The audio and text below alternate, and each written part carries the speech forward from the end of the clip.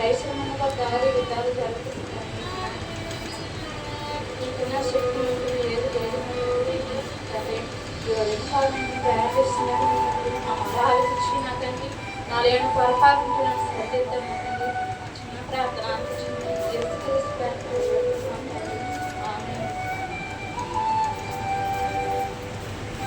మత్తయి సువార్త 18వ అధ్యాయం. ఆ కాలమున శిష్యులు యేసు వద్దకు వచ్చి, పరలోకపు రాజ్యములో ఎవడు గొప్పవాడని అడగగా, ఆయన యొక్క చిన్న బిడ్డను తన యొద్దకు పిలిచి వారి మధ్యన నిలువబెట్టెను.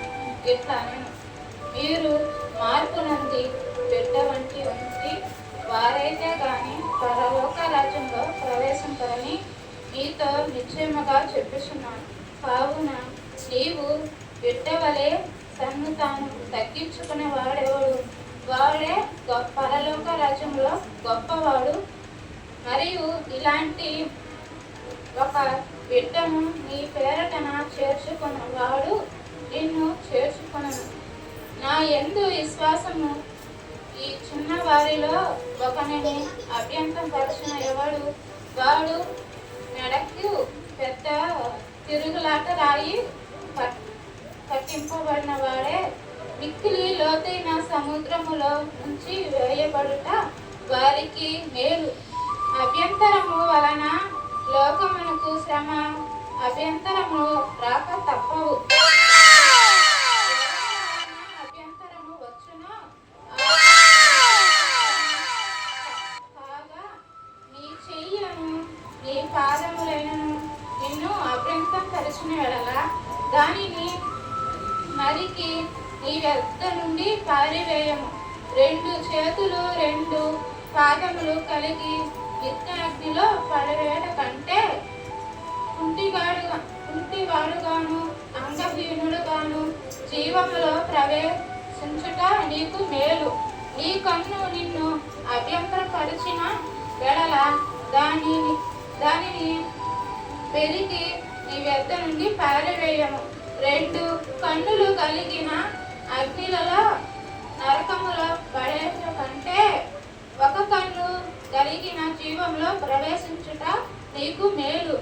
ఈ చిన్నవారిలో ఒకడైనను తునికరించకుండా చూసుకునడి. వీరి దూత పరలోకమందు నా తండ్రి ముఖము ఎల్లప్పుడూ పరలోకమందు చూసుకునేది. మీతో చెప్పుచున్నాను, మీకేమి తోచునో ఒక మనుషునికి 100 గొర్రెలు ఉండగా వాటిలో ఒకటి తప్పిపోయిన వెడల 99 వంటి కొండల మీద విడిచి వెళ్ళి తప్పిపోయిన దాన్ని వెతకడా?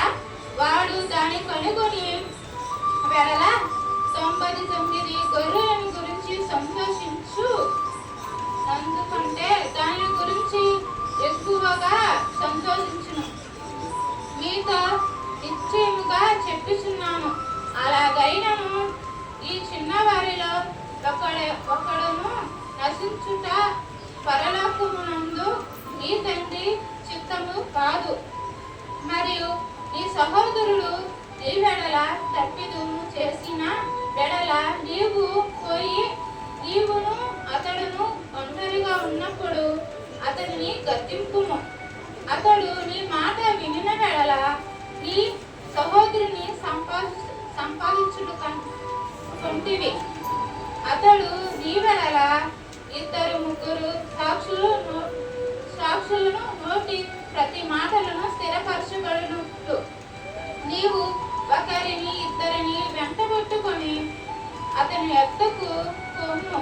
అతడు వారి మాటయు వినిన వెడల ఆ సంగతి సంఘములో తెలియజేయము. అతడు ఆ సంఘపు మాటయు విని వెడల అతనిని నీకు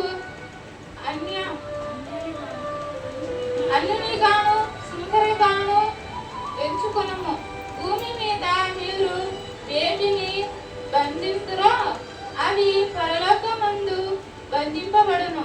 భూమి మీద మీరు వేటిని ఇప్పుదురో అవి పరలోకమందు ఇప్పబడుదును. మీతో నిశ్చయముగా చెప్పుచున్నాను. మరియు మీలో ఇద్దరు తాము వేడుకును దేనిని గురించి అయినను ఈ భూమి మీద ఏకభించిన వేళ అది పరలోకమందున్న నా తండ్రి వలన వారికి దొరుకునని మీతో చెప్పుచున్నాను. ఎలయనగా ఇద్దరు ముగ్గురు నా నామము ఎక్కడ కూడి ఇందులో అక్కడ నేను వారి మధ్యన ఉందునని చెప్పును. ఆ సమయమున పేతురు నా యొద్దకు వచ్చి, ప్రభువా, నా సహోదరుడు నా వెడల తప్పిదము చేసిన వెడల నేనెన్నో మారులు అతన్ని క్షమింపవలను అడిగాను.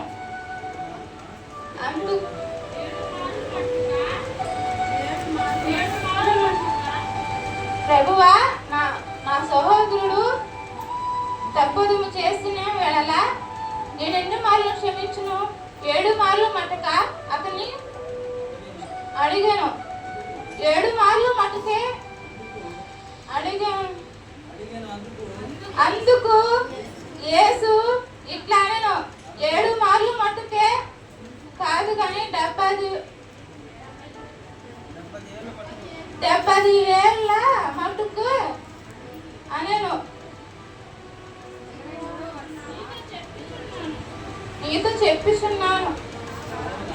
కావున పరలోక రాజులము తన దాసుడు యొద్ద లెక్కించుకునే కోరిన యొక్క రాజును పోయి ఉన్నది. అతడు లెక్కచుకొని మొదలు పెట్టున్నప్పుడు అతనికి 10 తలాంతులు ఇచ్చిను. ఒకడు అతని యొద్దకు తేబడి అప్పు తీర్చుటకు నాయందు ఏమీ లేనందున వాని యజమానుడు వాని భార్య పిల్లలను వానికి కలిగి ఉన్నదంతయు అమ్మి అప్పు తీర్చవలని ఆజ్ఞాపించును. కాబట్టి ఆ దాసుడు అతని మొదట సాగిలిపడి మొక్కి, నా ఎడల ఓర్చుకొనుము, నీవు అంతయు చెల్లించునని చెప్పగా ఆ దాసుని యజమానుడు కనికరం పడి వారిని విడిచిపెట్టి వారిని అప్పు క్షమించును. అయితే ఆ దాసుడు బయటకు వెళ్ళి తన 100 దేనారములు అచ్చున్న అంతా తన తోడి దాసుల్లో ఒకరిని గురించి వారిని గొంతు పట్టుకొని, నీవు అచ్చినంత చెల్లింపు మనును. అందుకు వారిని తోడి దాసులు సాగిలిపడి, నా వెడల ఓర్చుకొనుము, నీకు చెల్లింతునని వారిని వేడుకొనెను. గాని వాడు ఒప్పుకొనక అచ్చిన్నదంతే చెల్లించు వరకు వారిని సరసాలలో వేయించును.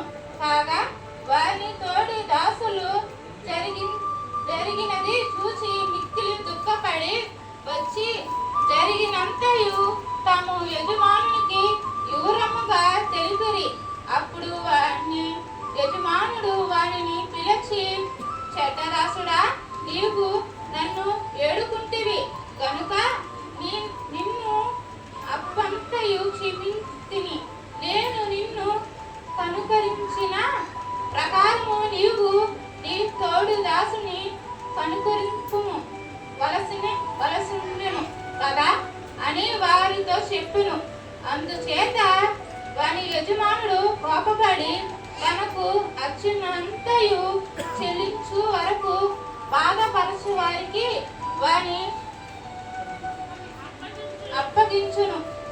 వీళ్ళ ప్రతివాడు తన సహోదరుని హృదయపూర్వకముగా క్షమింపును ఎడల